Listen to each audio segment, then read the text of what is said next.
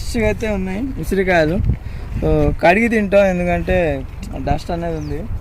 దుంకినాము అయినా అవుతలేదు, సో అందుకే పైప్ తోటి ట్రై చేస్తున్నాం.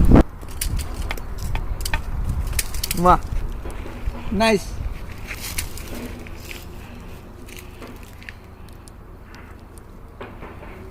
ఏం బ్రో అన్నీ చేస్తున్నావా బ్రో? చేసుకుంటాం మళ్ళీ, కడుగుదాం బ్రో. కడిగితే ఫైనలీ వీ గాట్ ఇట్ అని.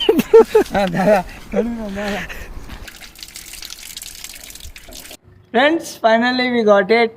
సో చూస్తేనే నోరులో నీళ్ళు వస్తుంది.